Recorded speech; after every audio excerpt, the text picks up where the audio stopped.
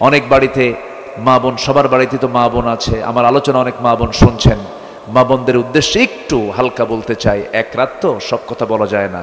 মেয়েদের 1 নম্বর কাজ হচ্ছে পর্দা। 1 নম্বর কাজ কি বলেন? পর্দা। নামাজ আছে, পর্দা নাই, নামাজ কবুল হবে না। রোজা আছে, পর্দা নাই, নামাজ কবুল হবে না। স্বামীর আনুগত্য আছে, পর্দা নাই, নামাজ কবুল হবে না। যত কল্যাণমূলক কাজই করুক না কেন, মেয়ে যে নারীর পর্দা নাই, লবণ শূন্য তরকারি। লবণ শূন্য কি তরকারি? যে তরকারিতে লবণ নেই খাওয়া যায়? খাওয়া যায় না। অর্থাৎ মেয়েদের সবচেয়ে বড় অর্জন হলো লজ্জাশীলতা। লজ্জাশীলতা যার আছে তার মধ্যে পর্দা আছে। পর্দা যার আছে তার মধ্যে কি আছে? লজ্জাশীলতা আছে। কিন্তু আজকে সাহসী অভিনেত্রী বলে হলো কি, কাকে জানেন? ওরে কাপড় চোপড় খুলে সব খুলে দাঁড়াইছে সাহসী অভিনেত্রী, যেরকম নাউজুবিল্লাহ।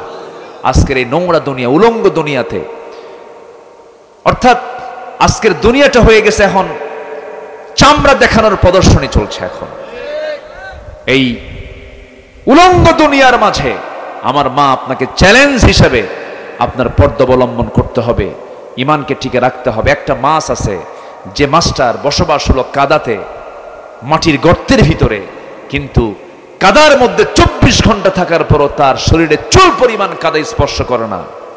বাইম মাছ। কি মাছ? বাইম মাছের ছোট যেটা, ওটাকে কি বলে এলাকায়? মানে ওর ছোট ভাই গুতুম মাছ না? গুতুম মাছ। এই গুতুম মাছ, বাইম মাছ, এরা কাদায় থাকে, কিন্তু কাদার কোনো চুল পরিমাণ কোনো বিন্দু এদের শরীরে খুঁজে পাওয়া যায় না। আমার মা, আপনাকে থাকতে হবে এমন করে, এই হাজারো বেপর্দার পরিবেশের মাঝে আপনাকে পর্দা নিয়ে চলতে হবে। আল্লাহ পাক মাদেরকে তাদের সবচেয়ে বড় অর্জন গায়রে মাহরাম কোনো পুরুষের সাথে দেখা সাক্ষাৎ না করা। বোরকা পরলেই পর্দা হয় না। আমি কি ভুল বললাম? বোরকা পরলে কি পর্দা হয়ে যায়? না। পর্দাটা হচ্ছে কেমন পর্দা? 100% পর্দা হচ্ছে সেটাই যে তার চাচাতো ভাইয়ের সঙ্গে দেখা করে না, মামাতো ভাই, খালাতো ভাই, দুলা ভাই। দুলা ভাইটা হচ্ছে মারাত্মক। দেবর আল হামু আল মাউত, দেবর হচ্ছে মৃত্যু তুল্য। দেবরের সঙ্গে আরো দেখা করা যাবে না। দেবর, ভাসুর, চাচাতো, মামাতো, খালাতো ভাইদের সঙ্গে দেখা করা জায়েজ? আসতে কোন কেন? দেখা করা জায়েজ? হ্যাঁ। কিছু কিছু দুলা ভাই আছে খুব দুষ্ট, শুধু শালির গা টিপে, গায়ে সিমটি মারে।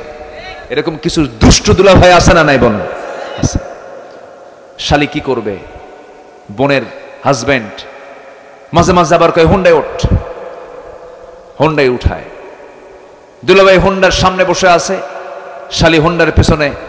চিন্তা করে দুলাভাইয়ের গায়ের সঙ্গে গা লাগলে কেমন হয়, একটু ডিস্টেন্স বজায় রেখে দূরে বসে, যেন গায়ে যেন না লাগে, টাচ যেন না লাগে। কিন্তু দুলাভাই এমন সামনে যে এমন ব্রেক মারে, এক ব্রেকে গ্যাপ পূরণ।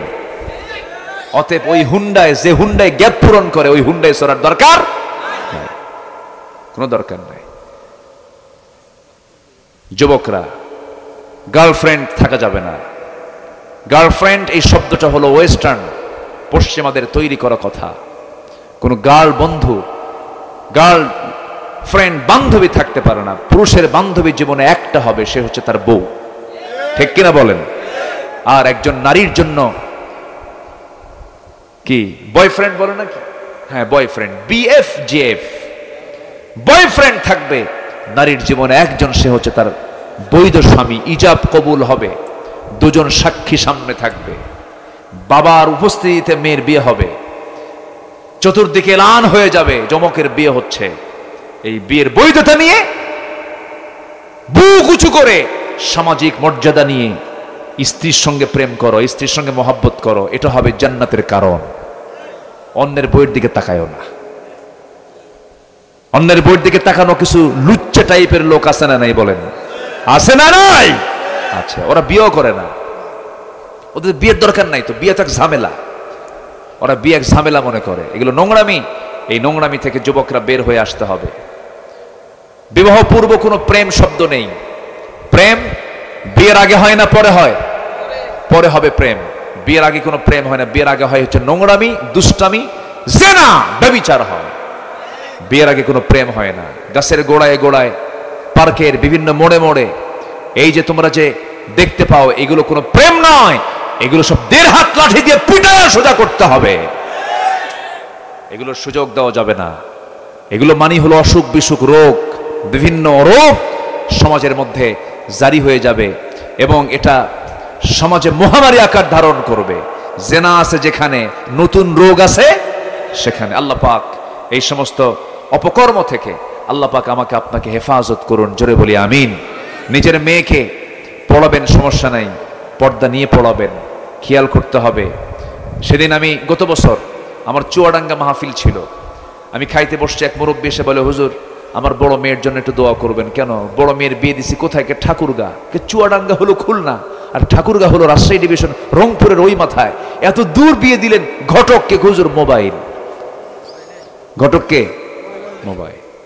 কেমনে হুজুর? ও ফিজিক্স কেমিস্ট্রির ক্লাস করে, মাইক্রো বায়োলজির ক্লাস করে, প্র্যাকটিক্যাল লাগে, অনলাইনে ক্লাস করে, ভালো একটা মোবাইল কিনে দিলাম। হুজুর মোবাইল কিনে দিয়েছি পড়ার জন্য, ও যে এইদিকে আরেক লাইন খুলছে তা তো জানি না। তো এই বিষয়গুলো আমরা সর্বোচ্চ খেয়াল করার চেষ্টা করব।